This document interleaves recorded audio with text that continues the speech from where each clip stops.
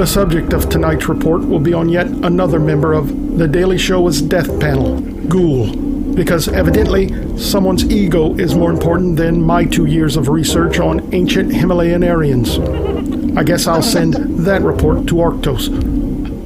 So what do we truly know of Ghoul, this firebrand of white nationalism with the monosyllabic name? Obviously, we know that he has absolutely impeccable judgment in the qualities of an Autiste. Other than that, he has remained largely a mystery to his many fans. Ghoul, as he was later to be known, was born in Peoria, Illinois, the son of upper-middle-class professionals with sincere liberal beliefs.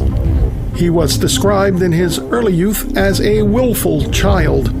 To his exasperated family, his rebelliousness only seemed to intensify with age.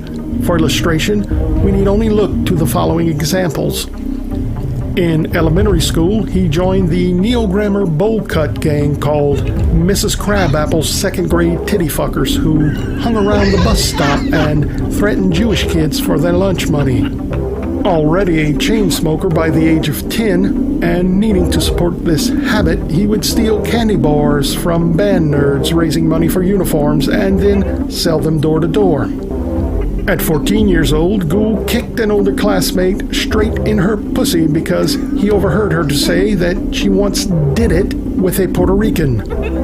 The final straw came when he was accused of vandalizing the town's Holocaust memorial with spray-painted swastikas and anti-Semitic phrases such as, "Anne Frank likes it up the ass," and "Eli Weasel has dick cancer." After being expelled from high school, he was sent to the state's alternative school for incorrigible youth. There, in the prison-like atmosphere of the dorms, he excelled. Still very much the rebel, he led a riot to protest the quality of the food. In the general melee, the place was trashed and fires were set. Smoke filled the facility. In all this confusion, he looted his own room by mistake. To this day, he has no idea what happened to his television or his contraband stash of toilet wine. Upon graduating from reform school, Ghoul, now 18, decided to chase his dream of being a movie star. He had very little money when arriving in Hollywood, so he answered a Craigslist ad for a roommate. He was happy to meet and share the rent with another young hopeful actor by the name of Mike Cernovich.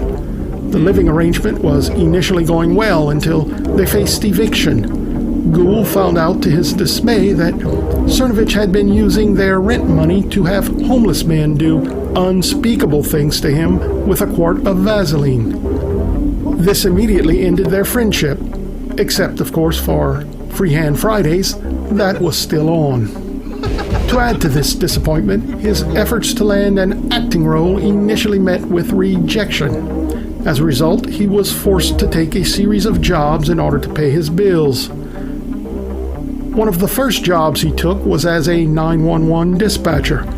His very first call was from a frantic Hispanic woman who did not speak English.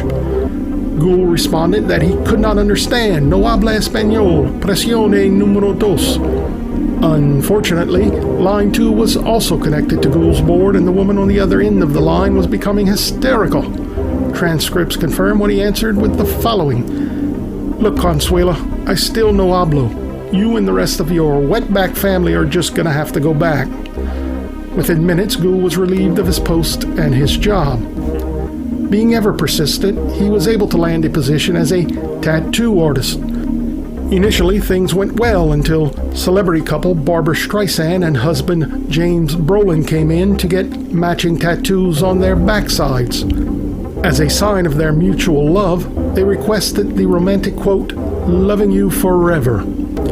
Ghoul misunderstood this and instead tattooed "Ovening Jew forever" on their asses. It didn't take long for Streisand to sue the tattoo parlor, and Ghoul was once again out of work. When asked what Streisand's ass was like, he stated it was much like her husband's, just slightly hairier. Subsequently, Ghoul worked as a cab driver. He liked this job. However, the company received many complaints from African Americans claiming that his cab refused to stop for them.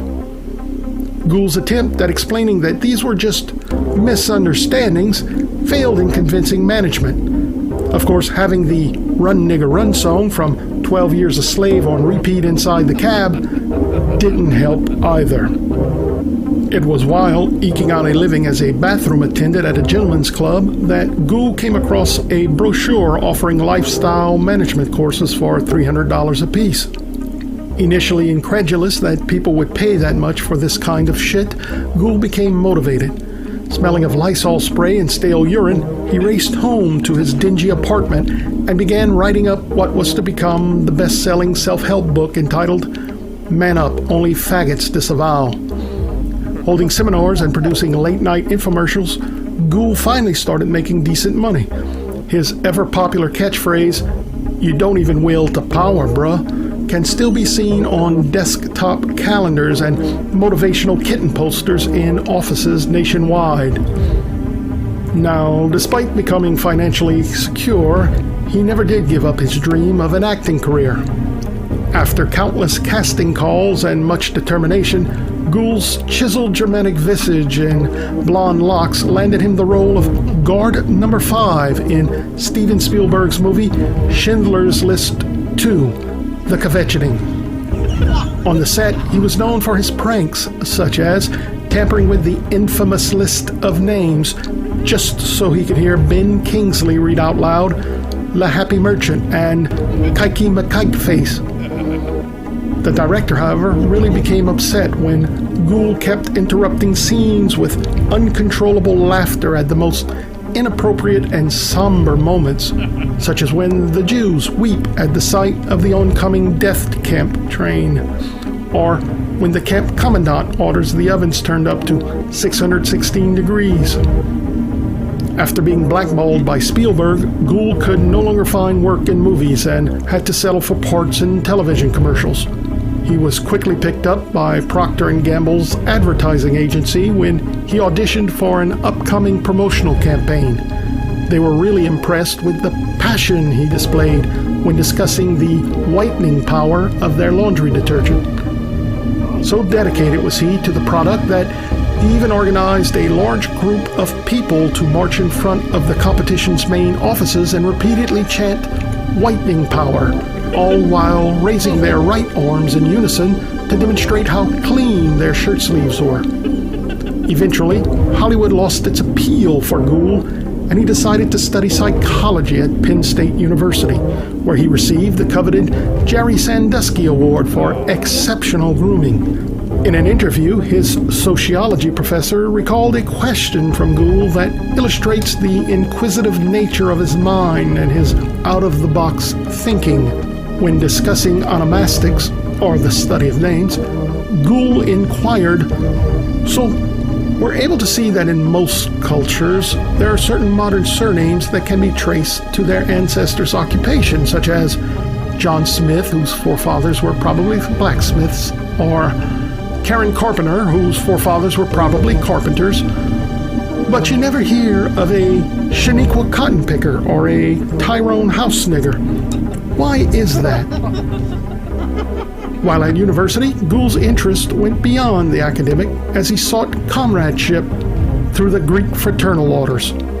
Initially, he was quite disappointed that Kappa Kappa Kappa was not the organization he had expected, being somewhat misled by the member sweatshirts and baseball caps. As a tri-cap brother, he attended an inter-school function with the NYU branch. There, he met a dance major that had a tremendous effect on him and on his future as an integral and indispensable part of TRS. This brings us to the present. Not content with dank memes and The Daily Showa, Ghoul has expanded his reach into YouTube with his self-revealing Bone Zone channel. This modern-day Renaissance man has even completed his autobiography, currently scheduled to go on sale early next week. I had the privilege of reviewing a pre-release copy. As this was written by Ghoul himself, it has a total of 73 blank pages dispersed throughout the book, representing all of the pauses in the retelling of his life story. The book even comes with a commemorative pin so that you can write in your own interruptions. As we come to a close in this lengthy expose, I can only arrive at the following conclusion. Ghoul is better, in my opinion, than all the other death panelists. Hands down. Please note, Ghoul's previous comments regarding the Spoopy Autiste play no role in influencing this unbiased endorsement. Yes. Thank you, Roland.